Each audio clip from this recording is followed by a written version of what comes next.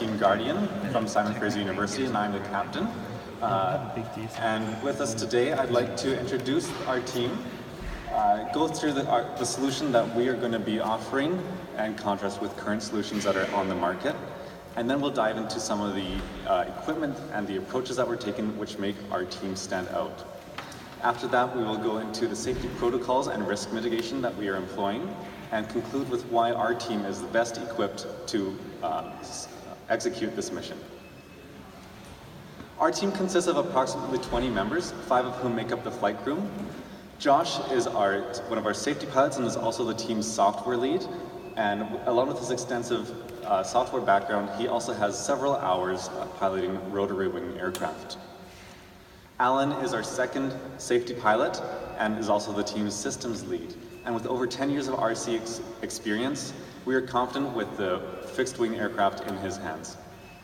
Sid is the team's imaging lead and will be the ground control operator. And with several industry co-ops, he brings a lot of experience and has helped develop an easy-to-use and efficient Tiger application. Richard is our autopilot systems lead and has been using the system for over 2 years on the team. And Greg is our second autopilot operator and has been working alongside in development of the system. And along with the flight crew, you'll be seeing other of our team members throughout the competition. Nikita is our mechanical lead. Andrew is on the mechanical team, and both Vadim and Andre are on the software development team. Aerial surveillance of wildlife populations poses an additional challenge in varying sizes of the targets and the detail for each target required. Now, current solutions employ manned aircraft, which is not only expensive, but time inefficient. Images are gathered and processed manually, and the whole process is very humanly involved and labor intensive. Our solution aims to minimize the human involvement and to automate the solution as much as possible.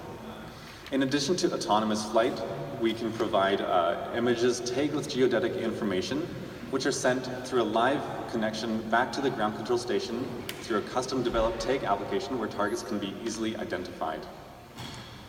Our system is also capable of object retrieval, and our goal is to minimize human involvement, providing a more cost-effective and timely solution for our clients. Our fleet consists of 2 aircraft. The first is the Swallow, our fixed-wing aircraft, which boasts a high payload capacity and can fly for approximately 35 minutes.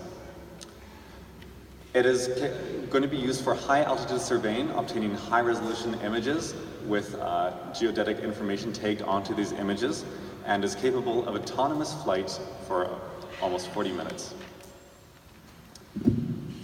Our second airframe, known as the Ladybug, is a hexacopter. Like the plane, it's capable of autonomous flight, but also capable of manual flight, giving us a live video link for the manual operator. The hexacopter has a modular design, allowing us to exchange different mission modules for the task at hand. For the mission that we're currently partaking in, we've developed an egg retrieval mechanism based on a delta manipulator that can pick up and store up to 2 eggs. This mechanism is great because it allows us to pick up and store eggs, but also since we can move it around, it lets us compensate for uneven terrain and is very gentle on the eggs. It's also very efficient, and since it's manually controlled, allows us very precise egg pickup, which is aided by the optical flow and LiDAR sensors on the rotary wing airframe. In terms of our autopilot, we're utilizing the Pixhawk autopilot system, allowing us to leverage an extensive open source community, which speeds up our development process and also gives us an extremely reliable flight system.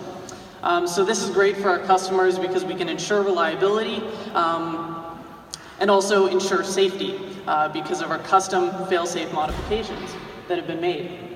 In terms of our flight path planning, we intend to fly the plane in an overall search pattern, and the images coming down live from the plane will be used to optimize the flight path for the hexacopter. Once we have determined the goose nest locations, we'll deploy the hexacopter to go retrieve those eggs and get more detailed views of them.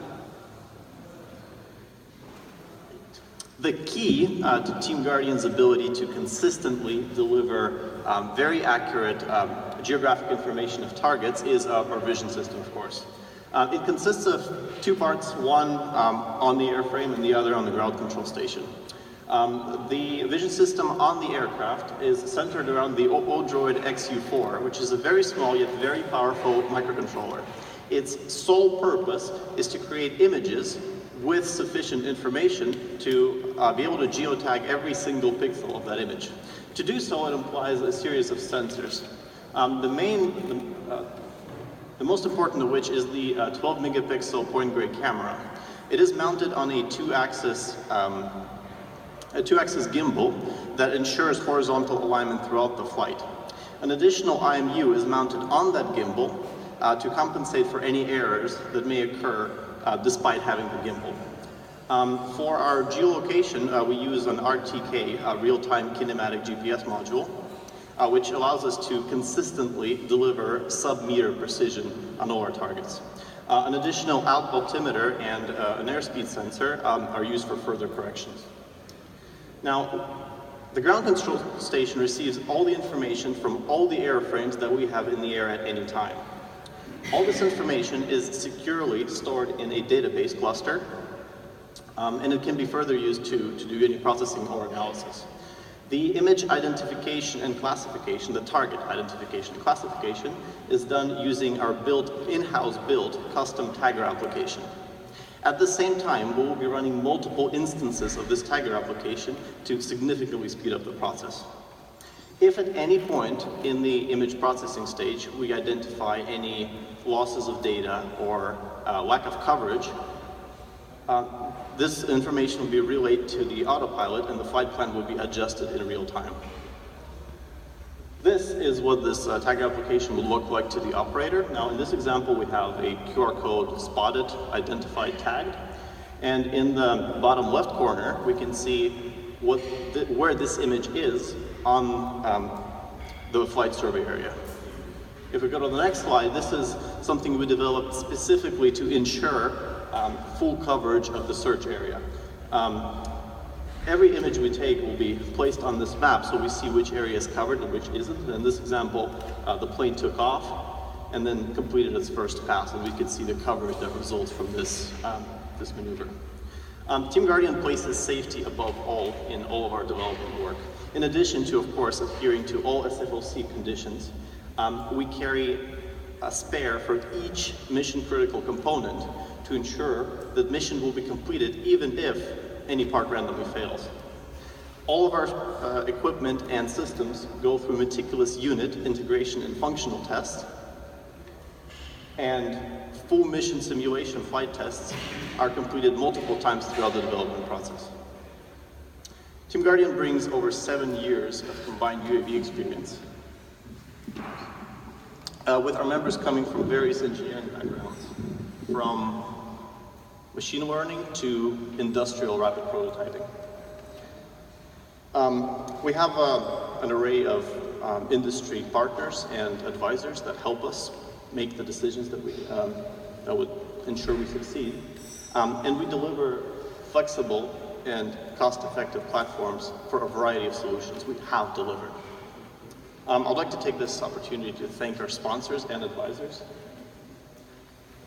And we think that thanks to our multi-UAV solution and the custom software that we've written to process the data, Team Guardian is the best option for the mission at hand. Thank you. We can now take any questions.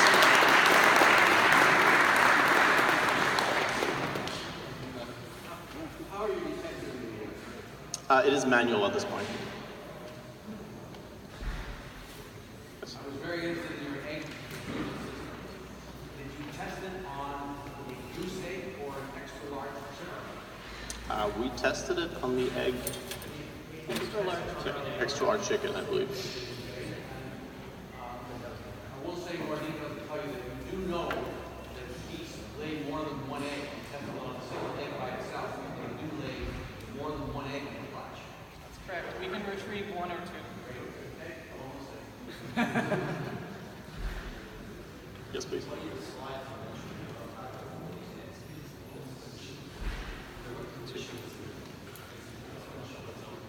The execution of the kill switch can be either manual or in the event of a ground control link loss. Since our kill switch is based on our ground control software with the map that you see, if we lose that telemetry link, then the kill switch will be executed automatically. The plane does not. The hexacopter will attempt to return to home before executing a land. How precise can you get the RPG GPS? Right. So what we can say is that through the entire chain of our image processing, in the end we can achieve sub 1 meter precision consistently. Sub 1 meter, so within a meter, correct. But the RTK module itself is much more accurate, of course. It's on the order of centimeters, 2 to 3 centimeters.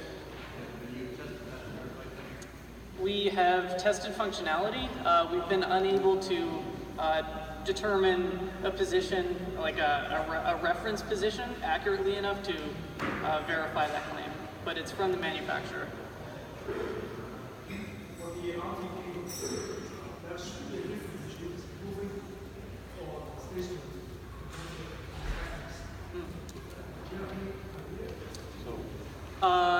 Unsure about the numbers off the top of my head.